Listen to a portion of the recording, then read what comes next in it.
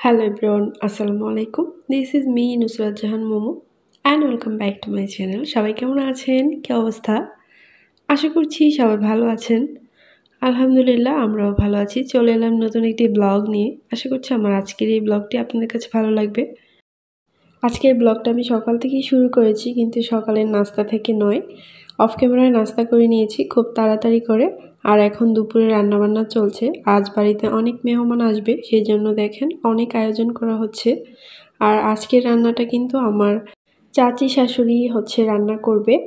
অনেক বেশি রান্না তো আমি করতে পারি না, সেজন্য আমাদের বাসায় যখন অনেক বেশি রান্না করা হয়, মানে অনেক বেশি মেহমান আসে, তখন চাচি আম্মাকে দিয়ে রান্না করানো হয়। তো আমরা হেল্প করব, আমি আর আমার চাচি আম্মাকে যা যা আদার্স কাজ আছে সেইগুলো করে দিব। আর উনি মাটির চুলায় বাহিরে এই যে রান্না করছে, এখানে চিকেন ফ্রাই করে নিচ্ছে রোস্টের জন্য। আর এই যে এই দিক থেকে ডিমগুলো সিদ্ধ করে নেওয়া হয়ে গেছে, তো আমরা এগুলোকে ছিলে রেখেছি। সেই সাথে এখানে আলু কেটে রেখেছি, গরুর মাংসের সাথে দেওয়া হবে, কারণ ছোট বাচ্চারা কিন্তু আলু ছাড়া একদমই খেতে পারে না।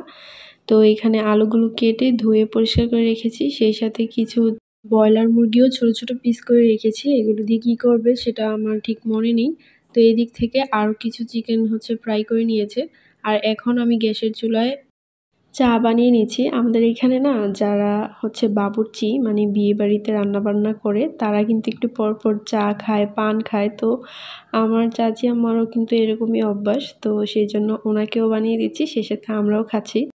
আর চায়ের সাথে যে বিস্কিটটা দেখতে পাচ্ছেন, এটার নাম খাস্তা। আমাদের কুমিল্লাতে এই খাস্তা বিস্কিটটা কিন্তু অনেক বিখ্যাত।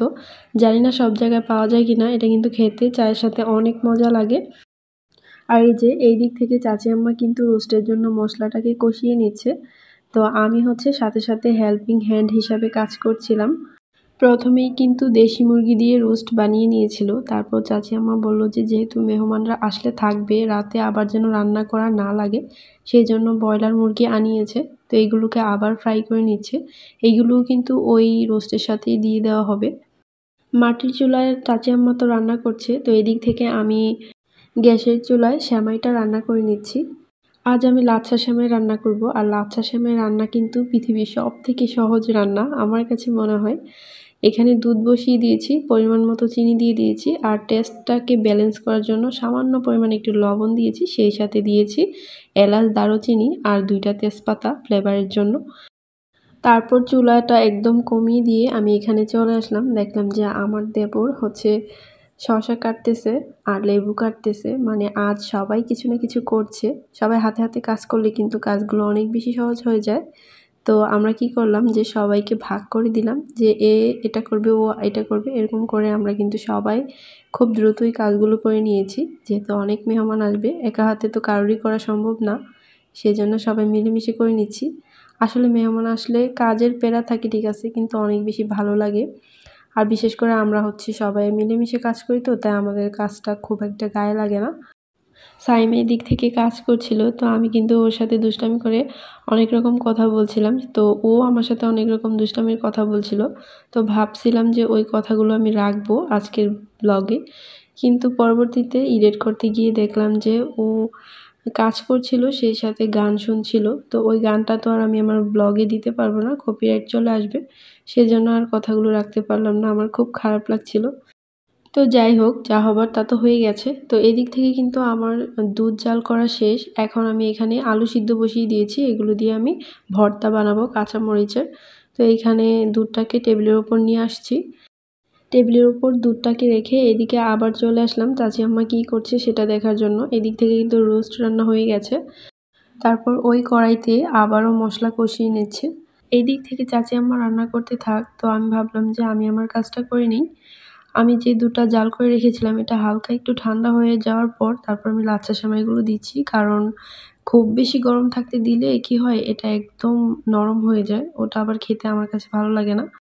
তো এই তো সেমাই দিয়ে তারপর বাদাম, কিশমিশ আর নারিকেল দিয়ে নাড়াচাড়া করে মিক্স করে নিব, তাহলেই কিন্তু একদম রেডি। আচ্ছা, ভিডিওর এই পর্যায়ে এসে প্রতিদিনের মতো একটা রিকোয়েস্ট করে নিচ্ছি, যেটা আমি সবসময় করে থাকি। যারা এখনও আমার চ্যানেলটিকে সাবস্ক্রাইব করেননি, প্লিজ আশা করছি সাবস্ক্রাইব করে নেবেন। আর যারা ভিডিওতে একটা লাইক দেননি, প্লিজ একটা লাইক দিয়ে দিবেন। আপনি যদি এই কাজগুলো অলরেডি করে থেকে থাকেন তাহলে আপনাকে অনেক অনেক ধন্যবাদ। আর হ্যাঁ, যদি আপনি আমার সম্পর্কে কিছু জানতে চান তাহলে আমাকে কমেন্টে প্রশ্ন করতে পারেন। আর এই যে এই দিক থেকে চাচি আম্মা কিন্তু ইউনিক উপায়ে পোলাও রান্না করে নিচ্ছে খুব সহজে। অনেক বেশি পোলাও একসাথে রান্না করতে গেলে একটা সমস্যা হয়, সেইটা হলো পোলাওগুলো নরম হয়ে যায়, ঝরঝরে হয় না। তো এই জন্য দেখলাম যে চাচি আম্মা আজ কিভাবে রান্না করছে, তো আমাকে বলে দিল যে এইভাবে করবা তাহলে ভালো হবে। যেহেতু আমি ভিডিওটাকে A to Z করতে পারিনি তাই কিভাবে কি করলো সেটা আর বললাম না, অন্য কোনো ব্লগে ইনশাল্লাহ বলে দিব। পোলাও রান্না কিভাবে করলো সেটা দেখার পর এখন চলে এলাম আবারও কিচেন রুমে। এখানে আমি গ্যাসের চুলায় কতগুলো কাঁচামরিচ টেলে নিচ্ছি, এগুলো দিয়ে আজ ভর্তা বানানো হবে। তারপর চুলার আঁচটা একদম কমিয়ে দিয়ে এখন আমি চলে এলাম আবারও মাটির চুলার কাছে। এখানে দেখতে পাচ্ছি যে চাচি আম্মা রুই মাছ ফ্রাই করে নিচ্ছে, এগুলো কিন্তু টমেটো দিয়ে রান্না করা হবে। তো এই যে এদিক থেকে এসে দেখি যে আমার কাঁচামরিচটা হয়ে গেছে টালা, তো উঠিয়ে নিলাম। আলু যে সিদ্ধ করতে বসিয়েছিলাম সেই আলুটাও কিন্তু সিদ্ধ হয়ে গেছে। তো আলুটাকেও একটু হালকা করে টেলে নিয়েছি, তাহলে একটা সুন্দর ফ্লেভার আসবে। আলু আর কাঁচামরিচ টেলে নেওয়া শেষ। এখন আমি আবারও চলে এসেছি মাটির চুলায় কী রান্না হচ্ছে সেটা দেখার জন্য। এদিক থেকে মাছ ফ্রাই শেষ, তারপর ডিমও ফ্রাই করে নিয়েছিল, এখন মশলা কষিয়ে নিয়েছে। তো এই তো মশলাটাকে কষিয়ে ডিমটাকে রান্না করে নিয়েছে, এখন রান্না করা হবে মাছ। আজ সবগুলো রান্না এই কড়াইটাতেই করা হয়েছে। এই কড়াইটাতে রান্নাগুলো করে অন্য একটা পাত্রে ঢেলে নিচ্ছে। যেহেতু মাটির চুলায় রান্না করছে অনেক বেশি কালি হবে, সেজন্য আর অন্য কোনো হাঁড়ি কিংবা কড়াই নষ্ট করেনি, এটাতেই রান্না করে করে অন্যটাতে আবার ঢেলে রাখছে। তো এই তো এর মধ্যে কিন্তু মাছ রান্না হয়ে গেছে, এখন ধনেপাতা দিয়ে দিচ্ছে, তারপর উঠিয়ে নিবে। তো চাচি আম্মা বলল রান্না তো প্রায় শেষ, এখন তোমরা গিয়ে গোসল করে নাও। তারপর এই তো আমি আর আমার যা গোসল করে রেডি হয়ে গেছি। তো বাকি ছিল কাঁচামরিচের ভর্তাটা বানানো, তো এখানে আমি সবগুলো কাঁচামরিচ পাটায় নিয়ে নিয়েছি। আজকে ভর্তাটা আমি পাটায় বেটেই বানাবো, আর পাটায় বাটা কাঁচামরিচের ভর্তা খেতে কিন্তু দারুণ লাগে। ভেবেছিলাম সবগুলো রান্নাই তো একটু একটু করে শেয়ার করেছি, ভর্তাটা একদম শুরু থেকেই শেয়ার করব, কিন্তু ভিডিও করতে গিয়ে একটু সমস্যা হয়ে গেছে যার কারণে আর করা হয়নি। তো এই তো কাঁচামরিচের ভর্তাটা আমি কিন্তু বানিয়ে নিয়েছি। এখন সব শেষে সরিষার তেল দিয়ে আরেকটু মেখে নিচ্ছি। আজকের এই ভর্তাটা কিন্তু অনেক বেশি মজার হয়েছিল। ভর্তাটা বানিয়ে আজকের মতো রান্নাবান্না শেষ করা হলো। এখন আপনাদেরকে একটু দেখিয়ে দিচ্ছি কি কি রান্না হলো।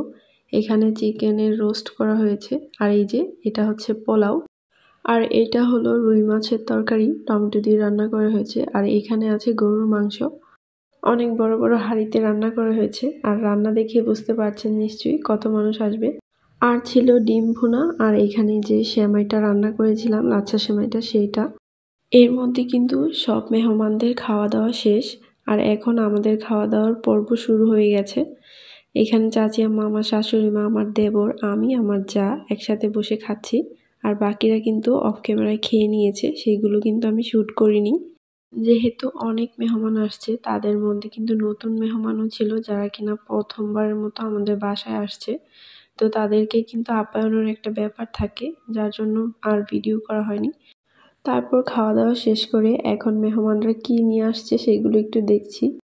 আমার হাতে যে ফলটাকে দেখতে পারলেন ওইটাকে আমরা মেঠোস্ফের ফল বলি, আপনারা কি বলেন সেটা কিন্তু কমেন্টে আমাকে জানাতে পারেন। অনেকে নাকি এটাকে টক ফলও বলে। তো যাই হোক, কে কী নামে চিনেন সেটা আমাকে কমেন্টে জানিয়ে দিতে পারেন। আর এই যে এদিক থেকে কমলা, আপেল আর মালটাও নিয়ে আসছে, সেই সাথে কিন্তু মিষ্টিও নিয়ে আসছিল। এইখানে কিছুটা আপেল, মালটা, তারপর কমলা প্যাকেট করা হচ্ছে, সেই সাথে এই বক্সে খাবার দেওয়া হয়েছে আমার ননসের হাজব্যান্ডের জন্য, কারণ উনি আজকে দাওয়াতে আসেনি আর আমার ননসও চলে যাচ্ছে, সেই জন্য যেহেতু অনেক খাবার ছিল সেই জন্য তাকে দিয়ে দেওয়া হয়েছে। আর এইগুলো আমি এখন গুছিয়ে রাখলাম, আমরা পরবর্তীতে খেয়ে নিব। খাওয়া দাওয়ার পর মেহমানরা হচ্ছে সেমাই খায়নি, বলল যে পরে খাবে। তো এখন সময় হয়ে গেছে, আমি একটু সেমাই বেড়ে নিচ্ছি, সবাইকে দিয়ে দিব। আজ মেহমানদেরকে সেমাই খাওয়াতে খাওয়াতে আপনাদের কাছ থেকে বিদায় নিয়ে নিতে হচ্ছে। ভিডিওর একদম শেষ পর্যায়ে চলে আসছি। সবাই সুস্থ থাকবেন, ভালো থাকবেন, কথা হবে নেক্সট ব্লগে। আল্লাহ হাফেজ, আসসালামু আলাইকুম।